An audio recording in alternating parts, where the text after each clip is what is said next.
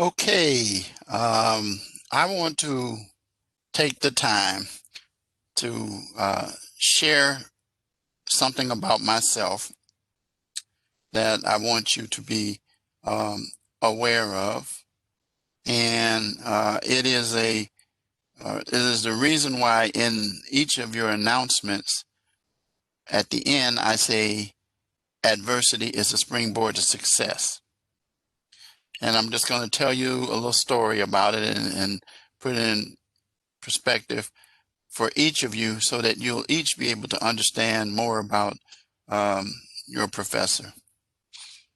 Well, it all started Memorial Day of 1957.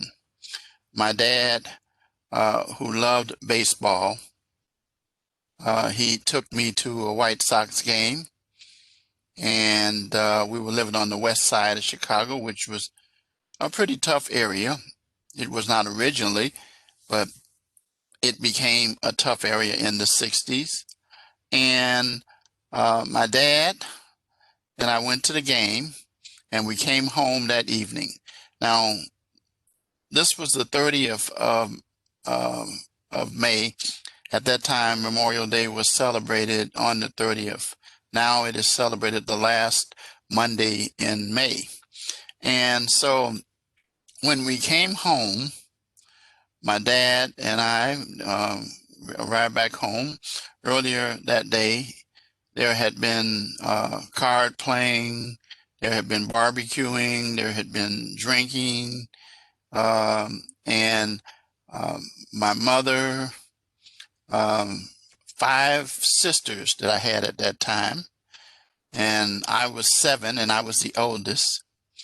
And and then so it was my mother, my father, and then there was a guy that lived there who rented a room that they met at a club around the corner from the house, who had come from Louisiana, and so they rented him a room.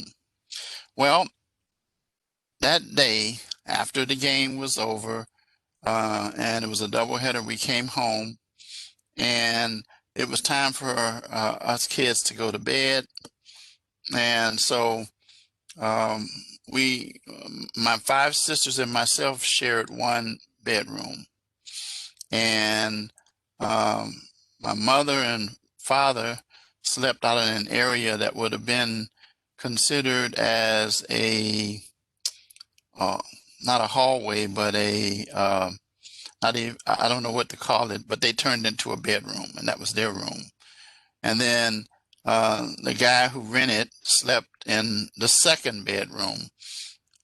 So anyway, that night a fight broke out, and the fight ended up coming to the bedroom where the five girls and myself were sleeping. And it was my father and the guy whose name was Webster Scott were in a struggle.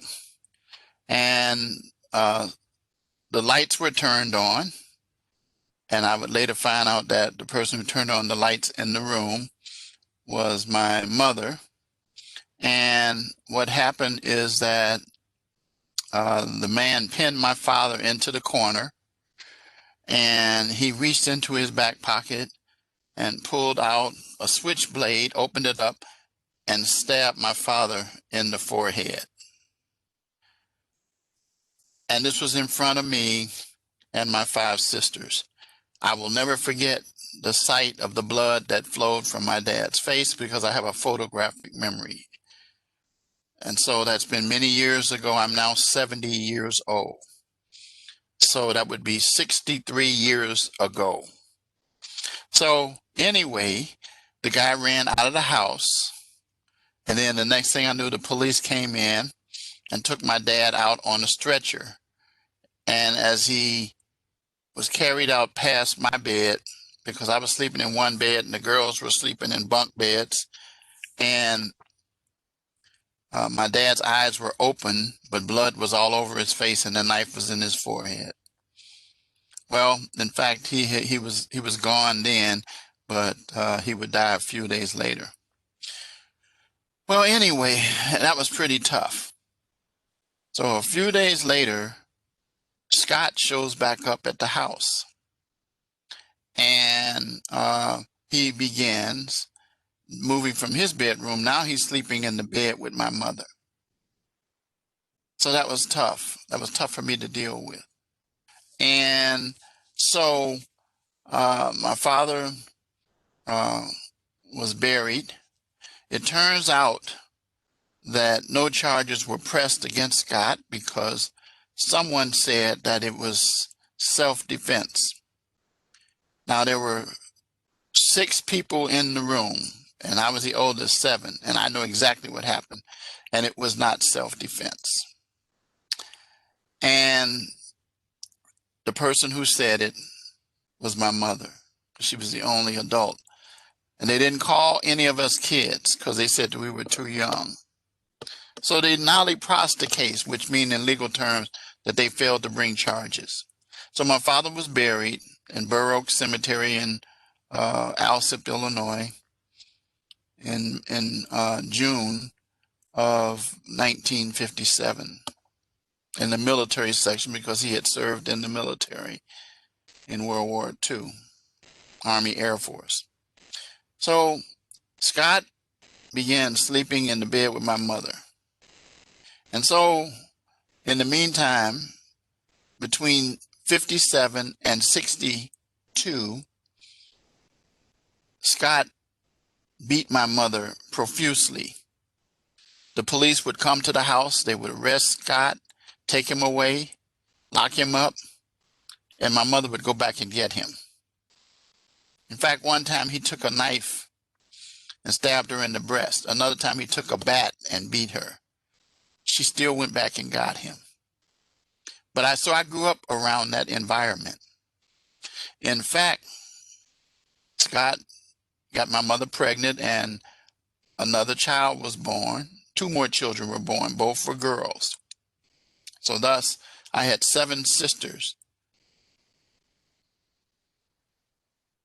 and me, and I was the oldest. So it was pretty tough.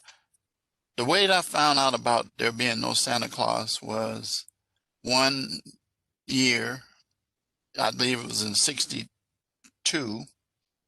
No, it wasn't in 62 because we moved from the area, but it was like 61. Around Christmas, Scott got upset with my mother, tore the door off the closet. Stacked up in the closet were a bunch of toys.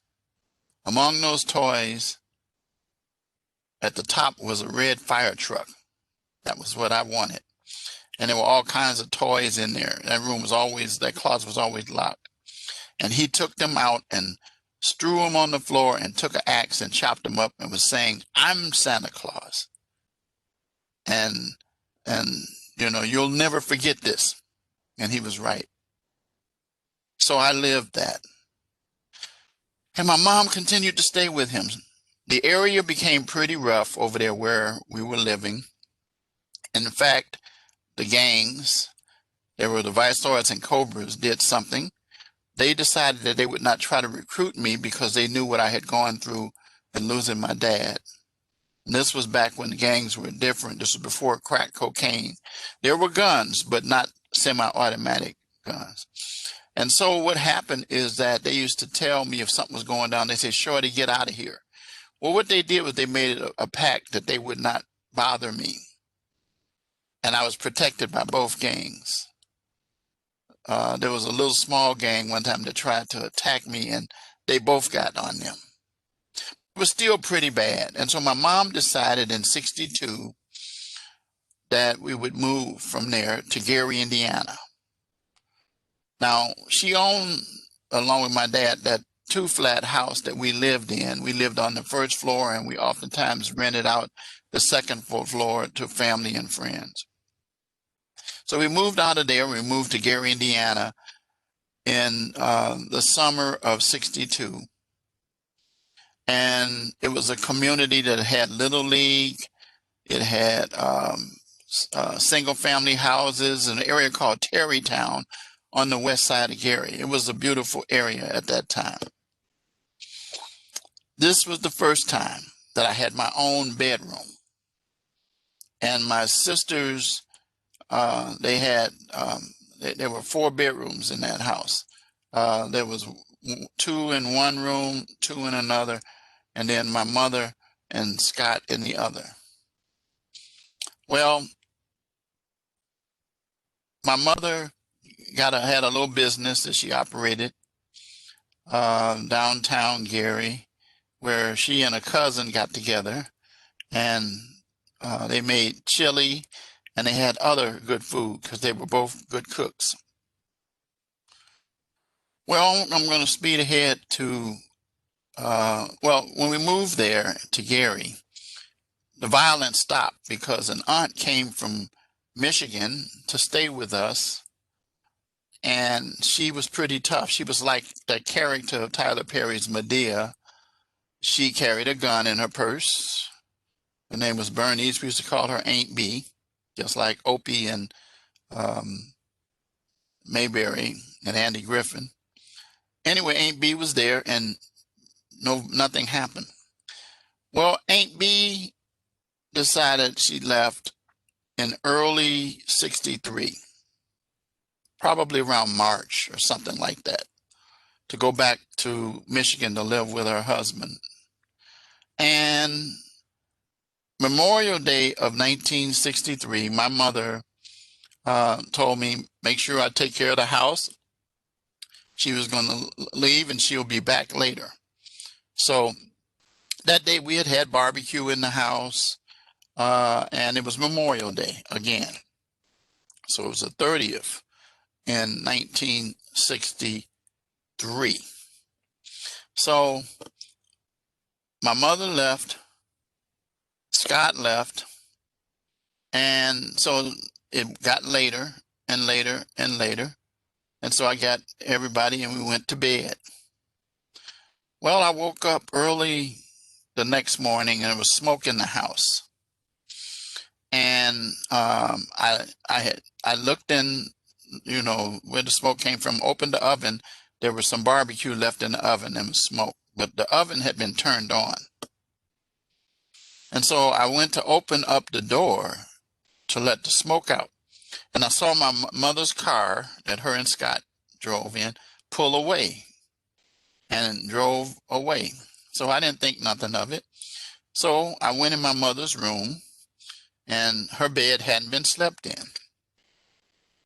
So anyway, got the smoke out and we went to bed.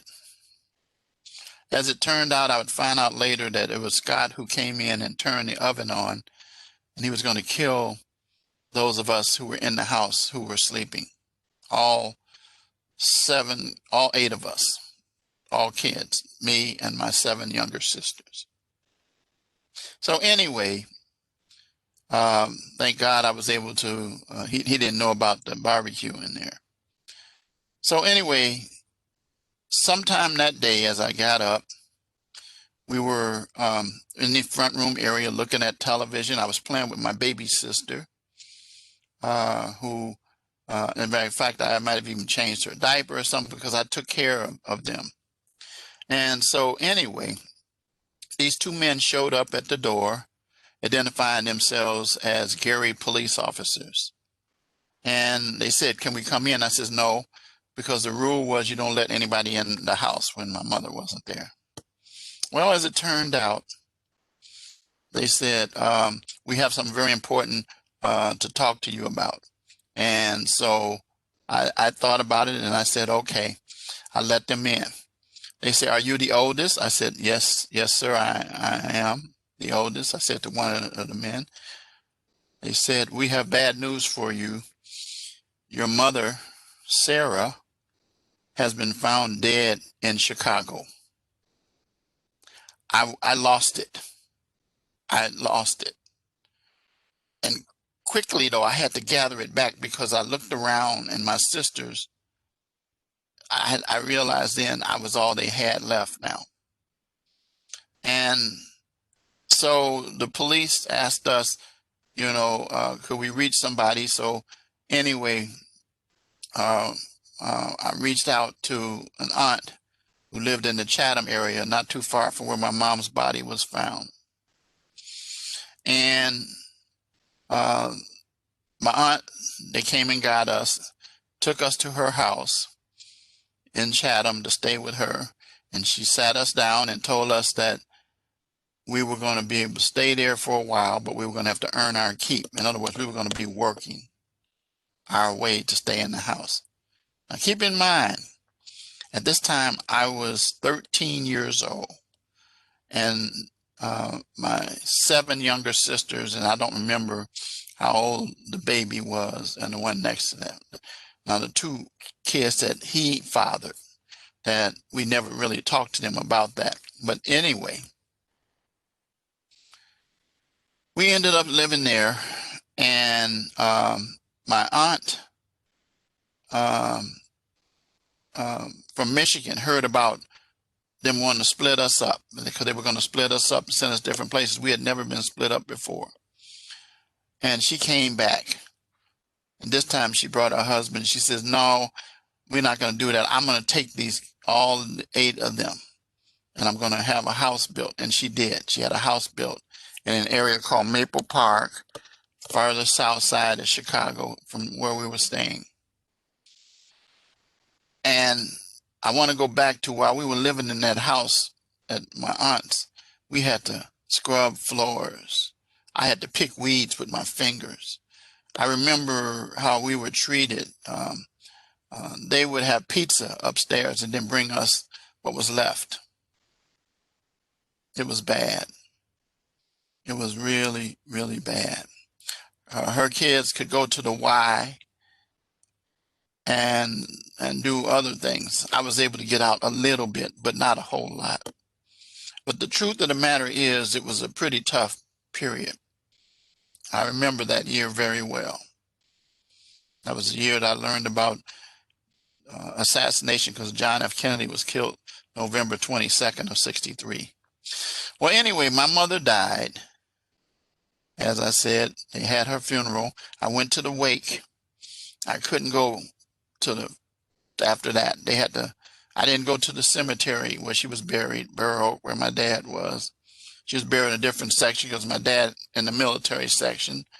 And so anyway, it was pretty tough. They had to keep someone there with me. So moving ahead, we moved out of there after 1 year. We had stayed there, and that would have been in 64. And the summer of 64, we moved into this house that my aunt had built. And again, I had my own bedroom. And it was a nice house in a nice area, a nice community. And, it was a pretty new community. In fact, we were the first residents of that house. So my aunt and uncle, her husband, moved there. He and I didn't get along at all because he wanted me to take his last name. And I didn't want to do that. Not out of disrespect, but because I wanted to carry on the name of my dad.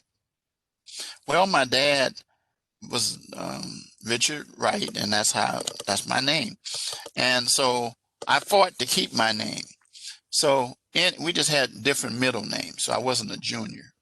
And so anyway, we lived in that house, and I caught it from her husband because I didn't want to change my name. It was really bad. I would find out years and years and years later that he actually sexually assaulted several of my sisters. Well, I ended up living in the house. I ended up graduating. No, I was in 8th grade when we getting ready to start. We were in 8th grade. I was in 8th grade, and I would find out that Scott pled guilty to killing my mother, and that they sentenced him under the law at that time to 10 years. But I would find out that 10 meant 5, and that for good behavior, he would serve 3.5 years. I was extremely troubled about that.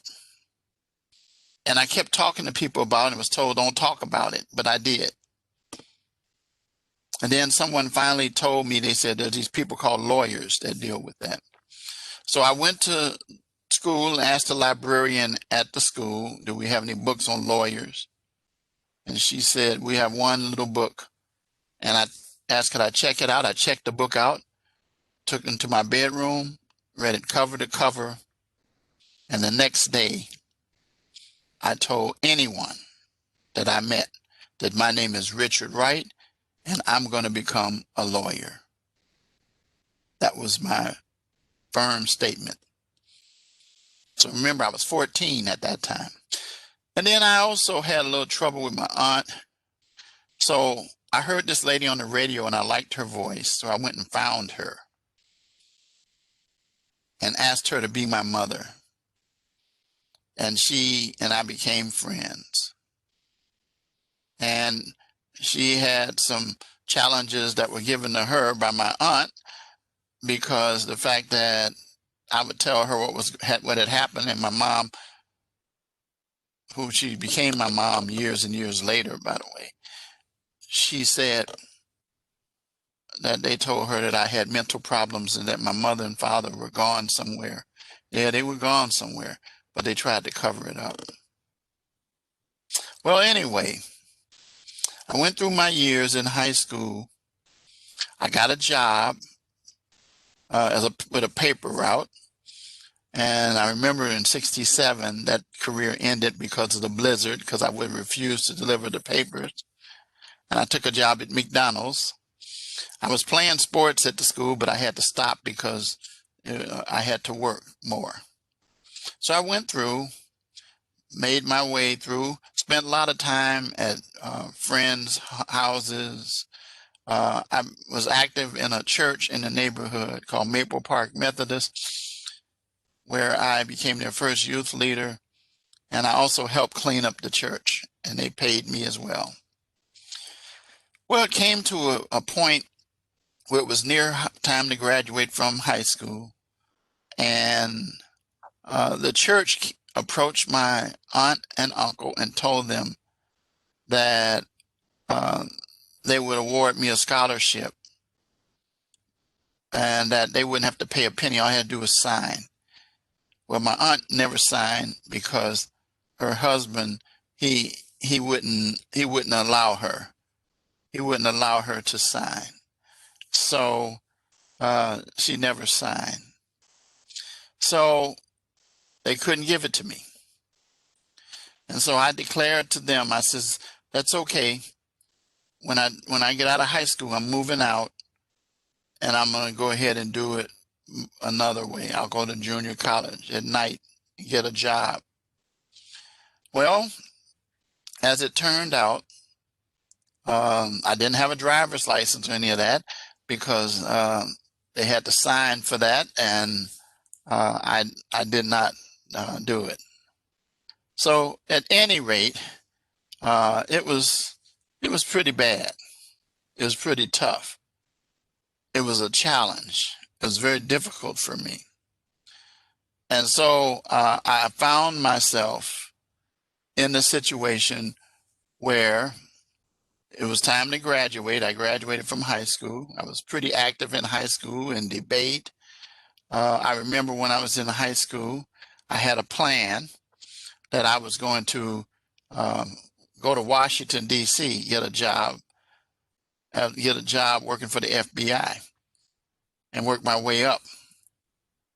Well, that plan didn't work out because on my application I put in, they did background checks and everything, but I was rejected. And I would find out years later that the reason that I was rejected was solely based on my color. And so I ended up not getting the opportunity to use the FBI. The years later, the FBI would write me a letter apologizing about it and letting me know why I was not accepted.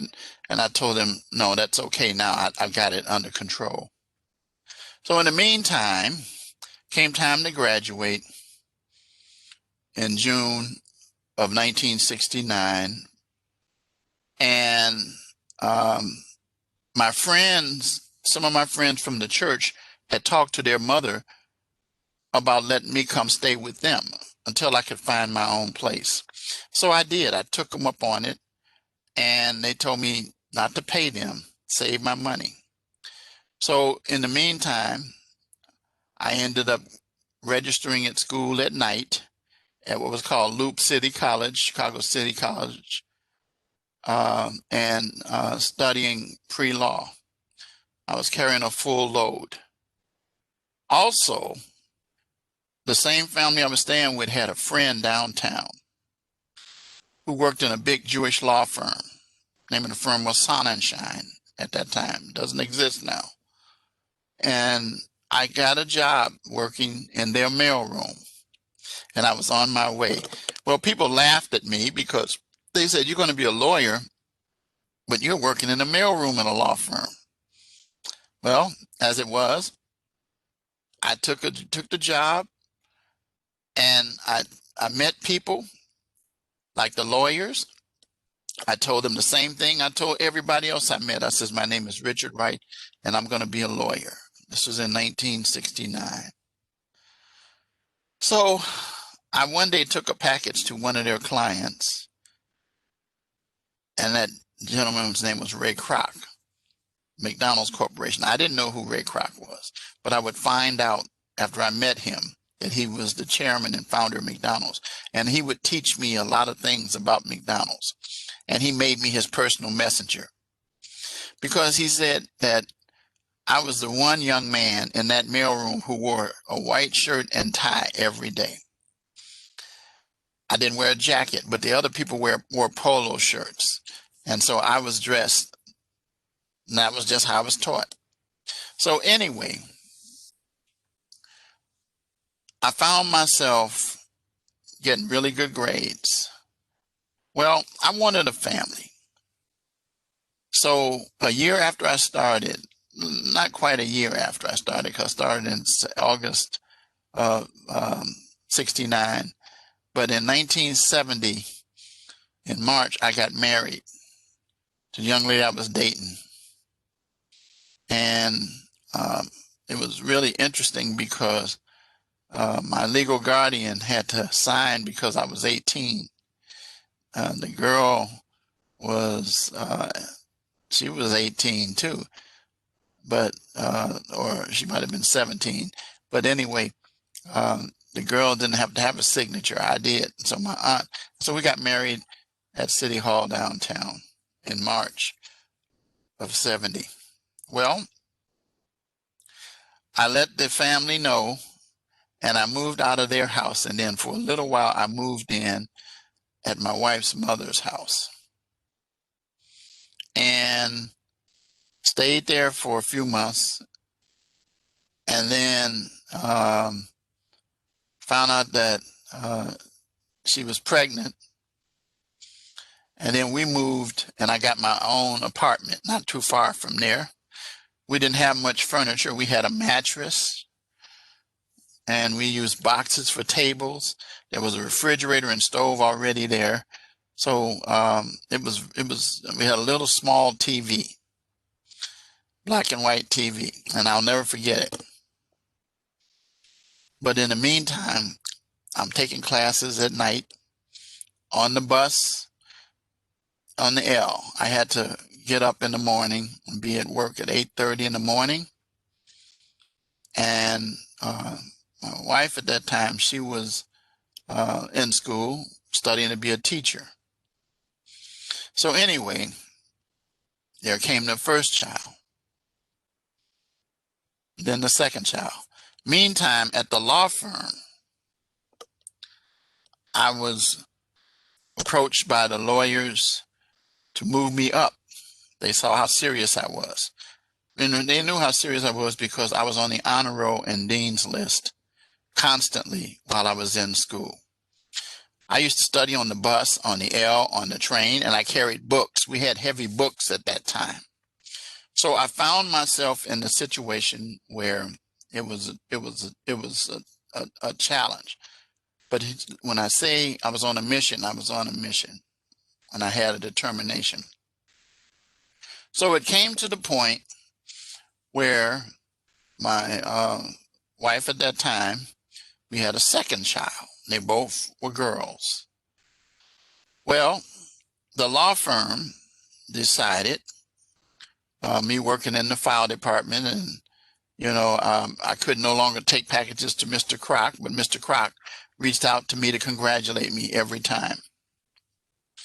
And so then something happened to the law librarian, and he died, and he offered me the job, and I took the job. My job was to store the books and maintain the books, keep the loose leaf services up to date of the weekly mailings that would come in, take out some pages, add new pages. And I did that, and also put books on the shelf when the lawyers were through with them.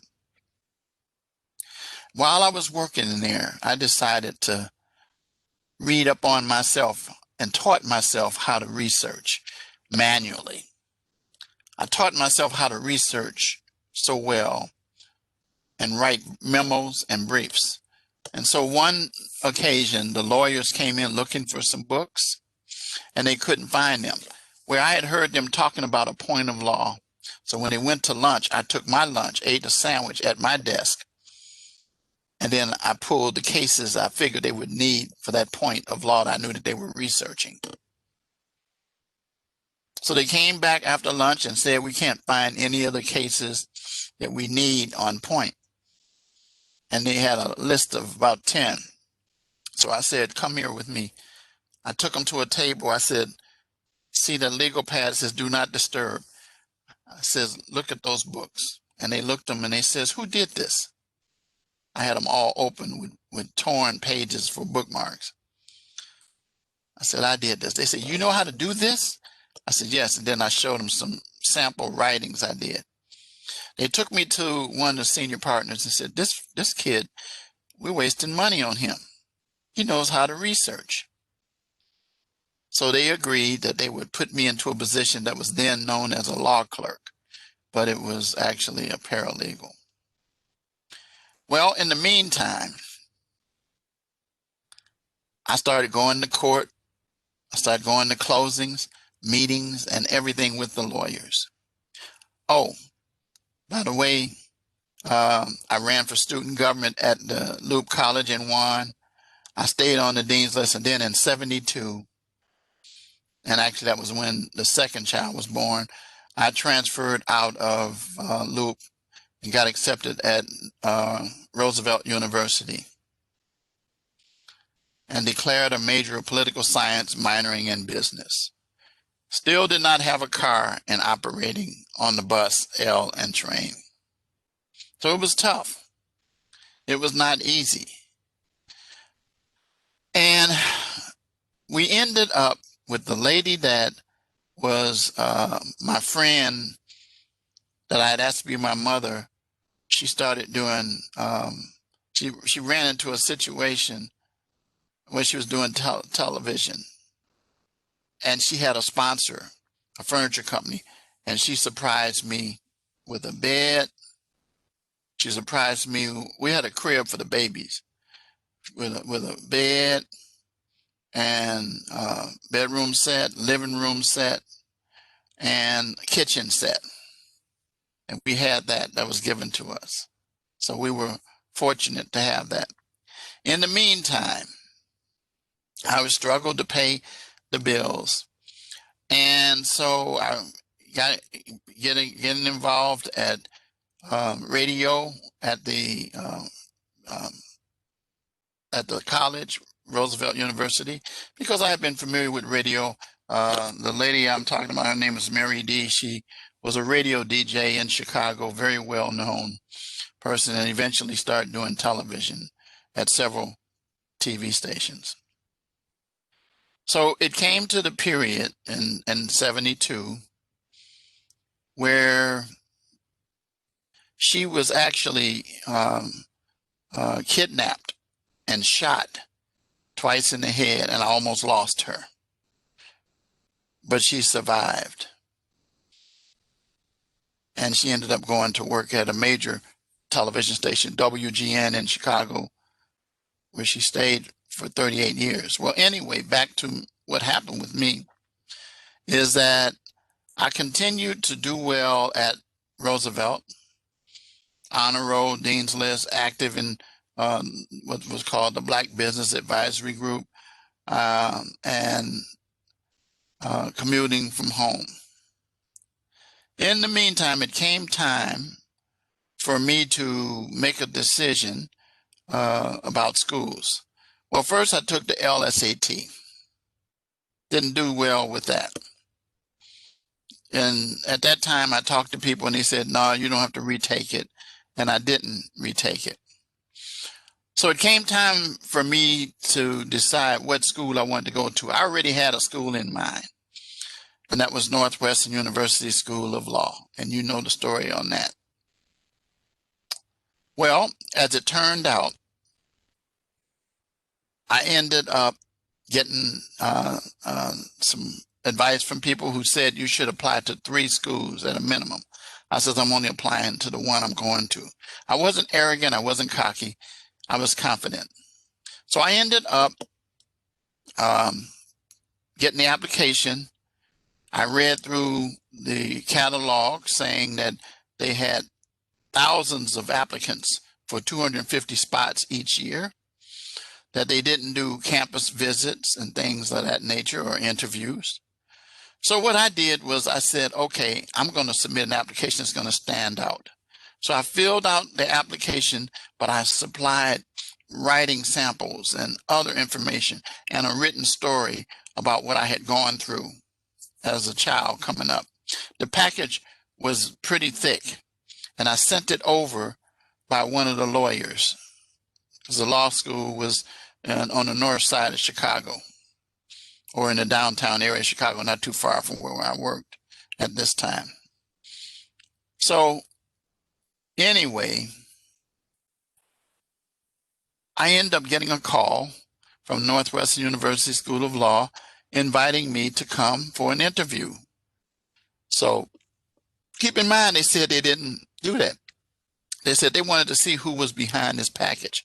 So I ended up going, and they sat me in a room with 3 or 4 people where they asked me questions about that package. And I explained, answered. I told them the story about my childhood and how I overcame, how I stayed on the honor roll and dean's list, but that I wasn't so good with the LSAT and I wasn't so good with the ACT. I never took the SAT because I couldn't do well with those standardized tests. So they listened to me, and then they said, we'll be back. It seemed like there was about an hour, but maybe it was less than that. They came back and they said to me, we appreciate you taking the time to come. We don't use opportunities like this to determine whether we're going to admit a student. But what we do is we like what we read about you. So what we're going to do is we're going to take this information and we're going to look at it. But we have already pretty much concluded that we're going to be sending you some correspondence in the next few weeks that you probably will be happy to receive.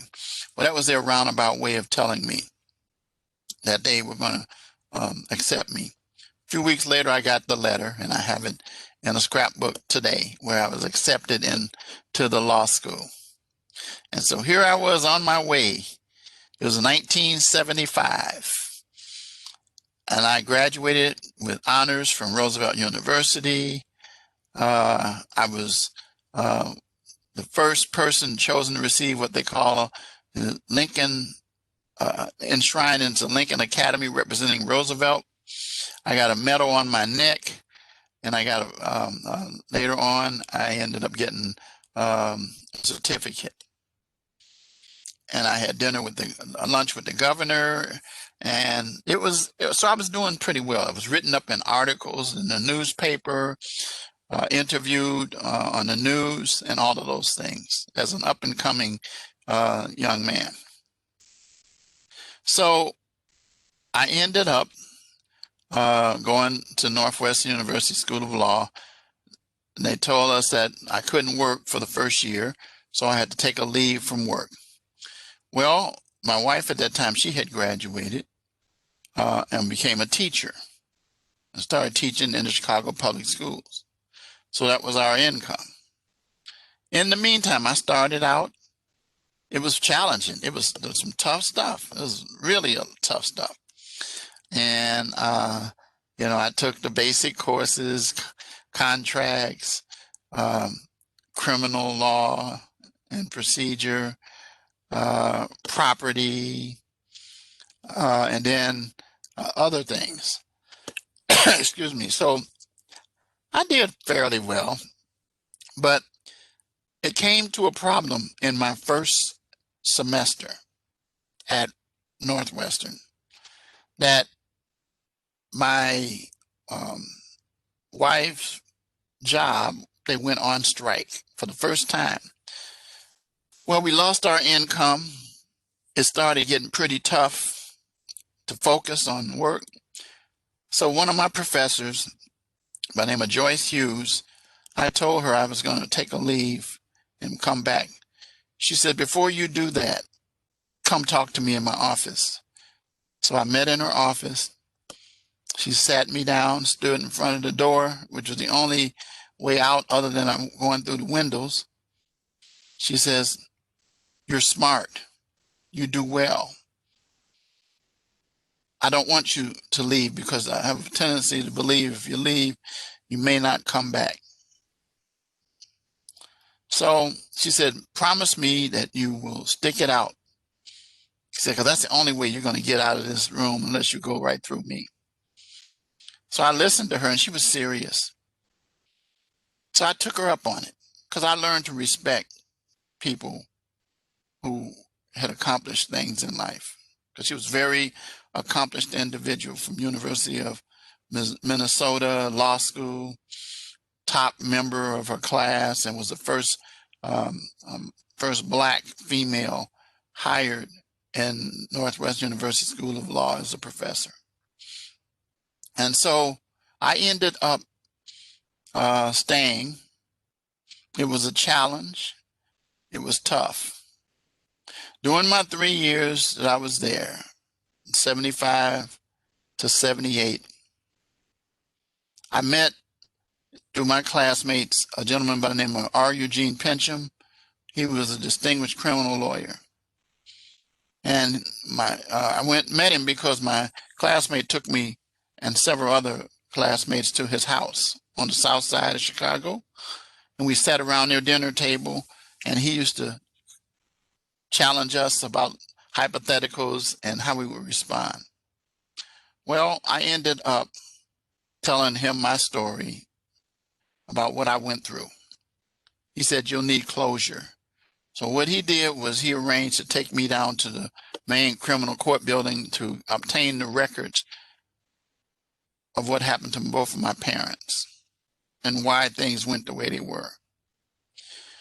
So I appreciated that. And then he gave me some advice that I'll never, ever, ever forget. He says, you want to be a criminal lawyer?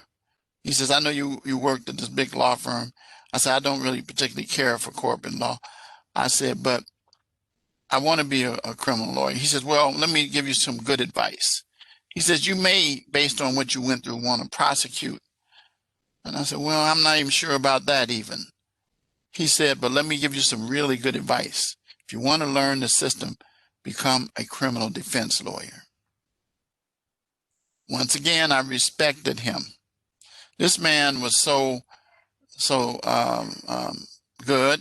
He ultimately became a judge in the criminal courts over at 26 in California, which is the same building where the Cook County courthouse is the main one, room 702.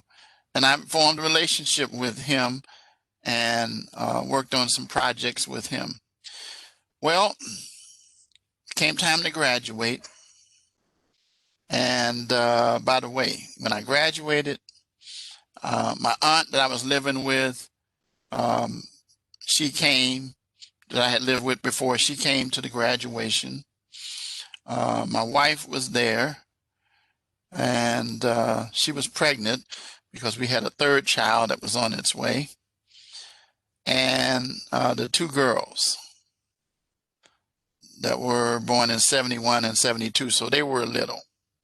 Well, anyway, my aunt came. The other aunt came. You remember the aunt, by the way, that I forgot to tell you, who gave me the hard time?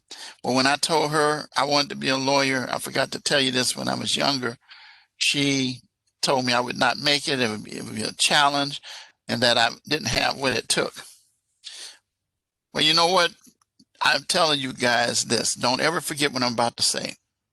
I never told her. I'm going to show you. I just showed her. So when I was making my list of people to invite to the graduation, not the woman who later will become my mother, who was in my life, not my aunt, but I gave the other aunt, the one who doubted me, the first invitation. She got there. She started bragging about she was my aunt. Well, Judge Pincham, he knew her from politics. And he said, "I'm surprised. That's your aunt?" I said, "Yes." And so he was telling her about how sharp I was. She says, "Yeah, I know. He's always been very sharp. He's determined to make it. I knew he was going to do it." And I stood there and I listened to her lie, but it was funny. And she actually made a fool of herself, because later on, after she left, he said to her, "Did she tell you that for real?" I said, "No, she didn't tell me that. She told me the opposite." He said, "I know her." And he said some things to me that were pretty bad about her, and I just looked at him. He says, "I hope I didn't offend you." I says, "No, you just graphically captured her." So anyway, I'm just telling you how you have to learn. Don't doubt yourself in what you want to do.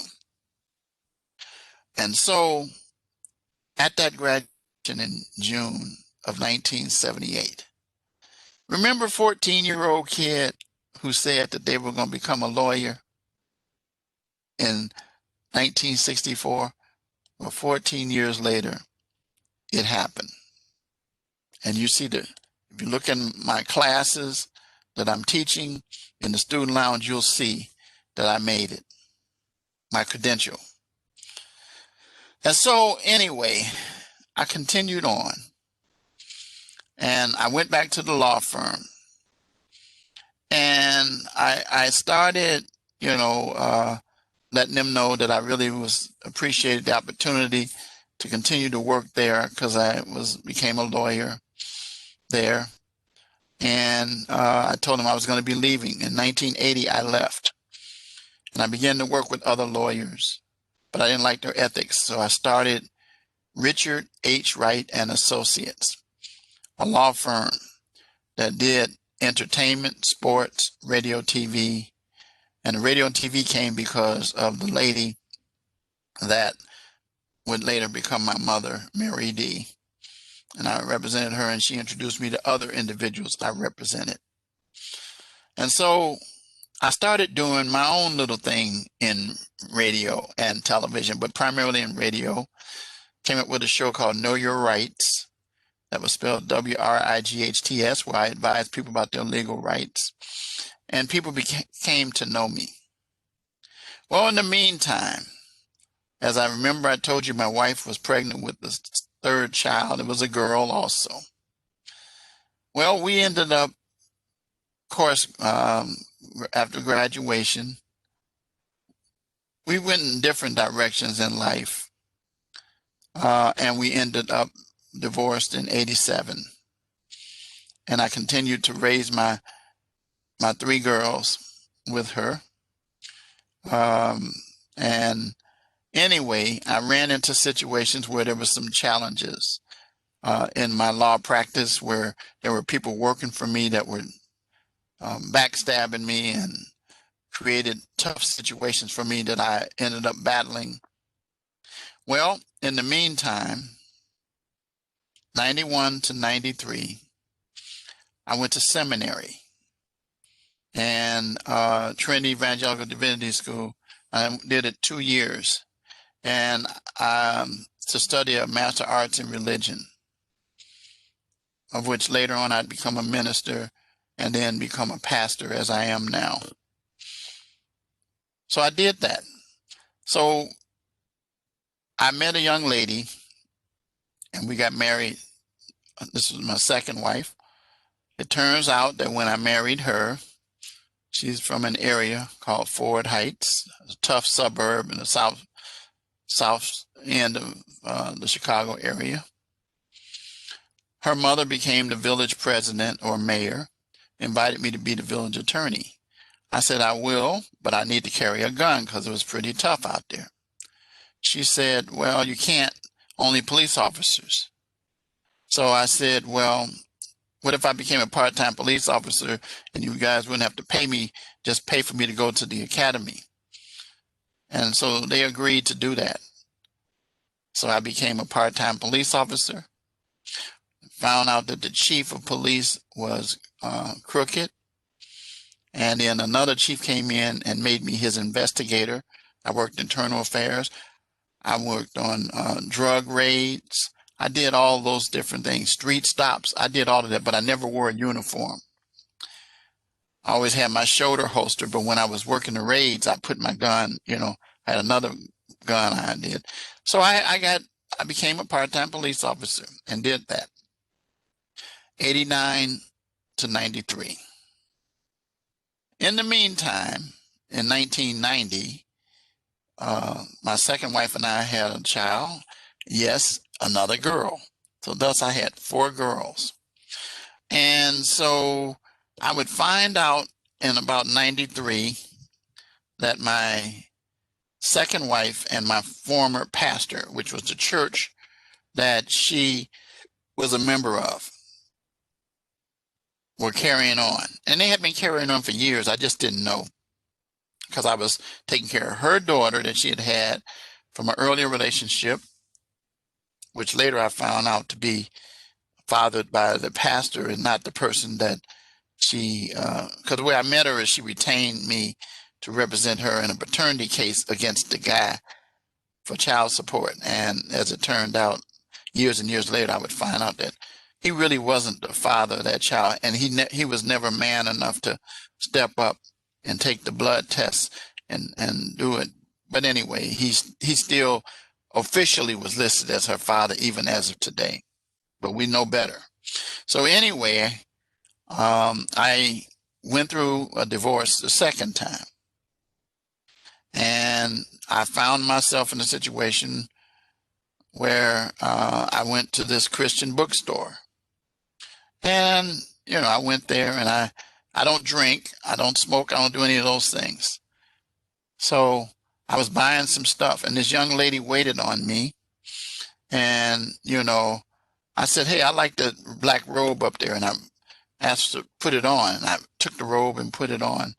And not her, but the person behind the counter. I said, well, how do you think this looks? She said, it looks nice. So I says, I'll be back to get it.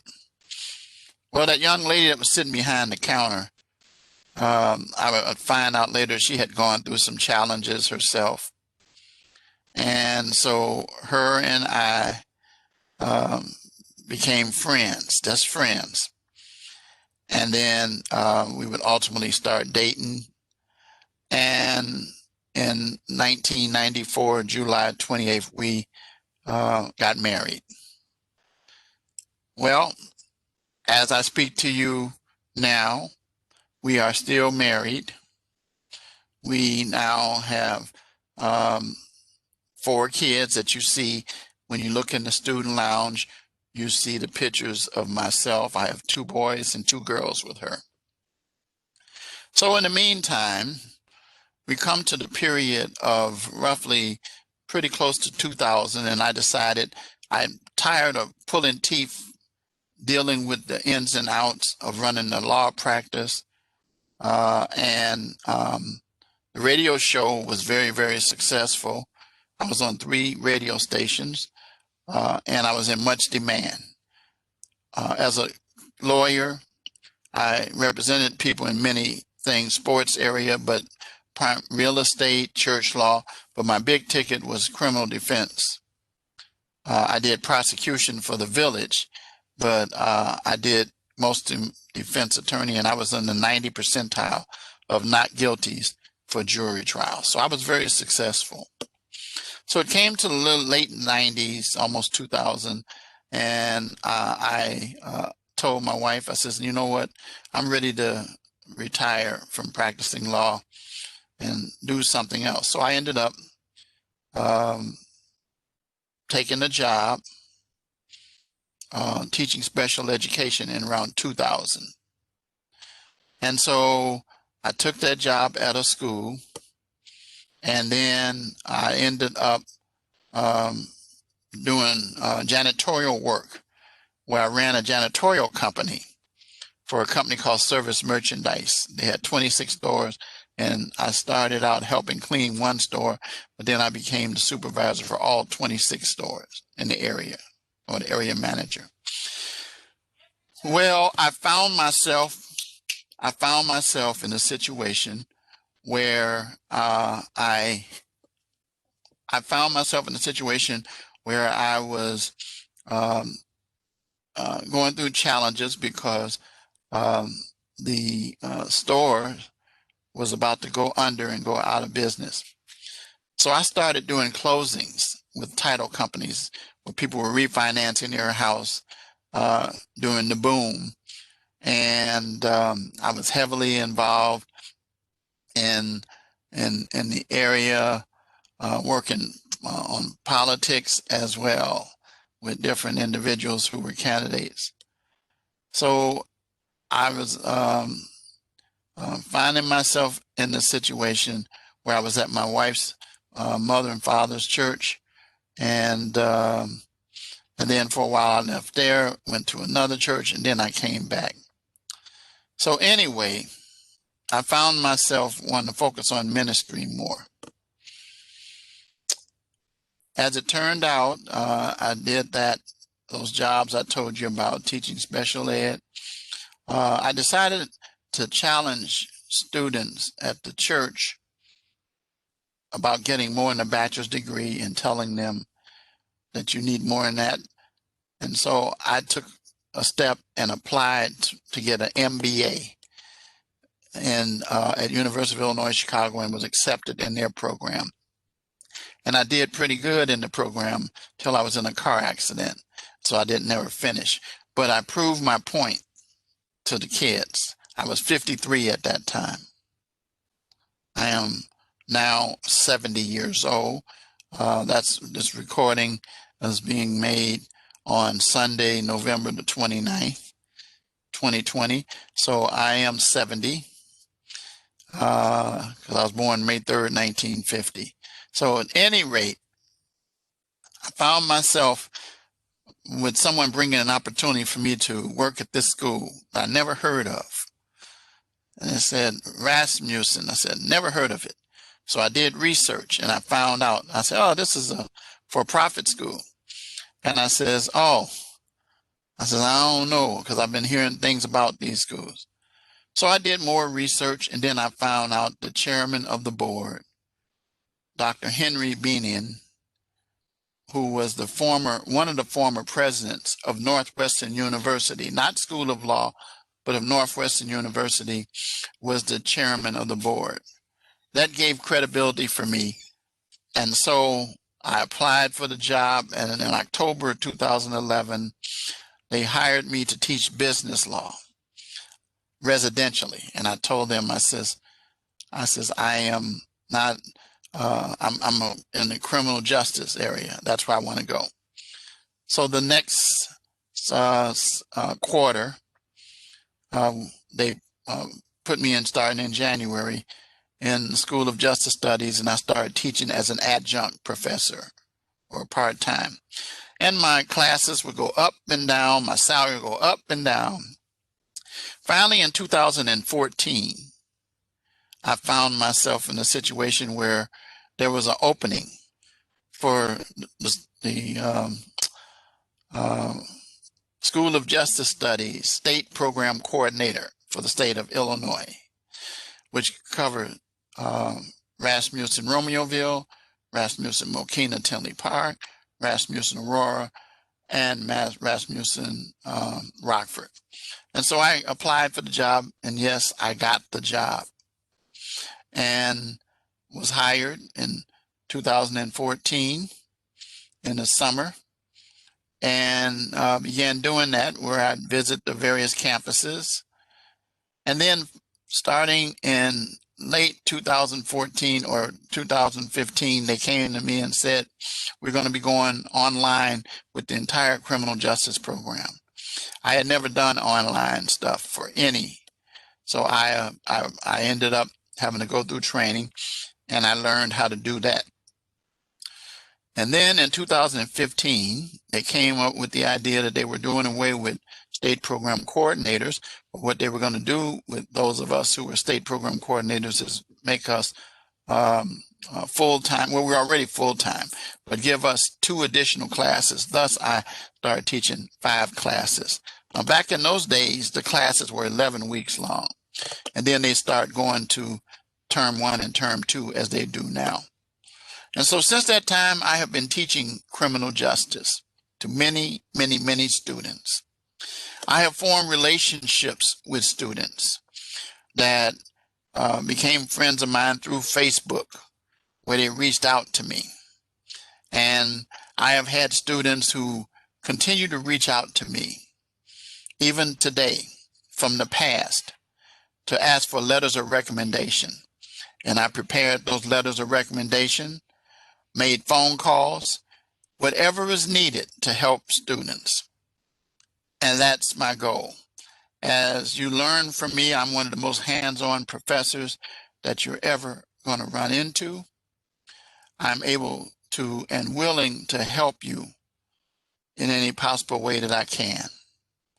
And so I wanted to tell you that story about me so you understand why I'm pretty firm about how I want you to follow directions, instructions. That's how I got where I am. That's how I've been successful. Learning how to navigate tough waters, how to operate under adverse situations, learning how to deal with life as a whole, with any challenge that has come. It may slow me down, but it won't stop me. And so I continue to remind each and every one of you as students that my motto, adversity is the springboard to success, is a phrase based on life. And so I invite you that if you need me, you know how to reach me. And feel free to do so, as I usually remind all of my students. You can text me, call me, email me any hour of the day except the 25th hour of the day. And so with that, I'm going to end this session, and I hope that it helps you, encourages you to continue to move forward. In the meantime, take care. This has been Professor Richard Wright, who, by the way, climbed from Associate Professor to Dr. Richard Wright, Professor, School of Justice Studies. Have a good one.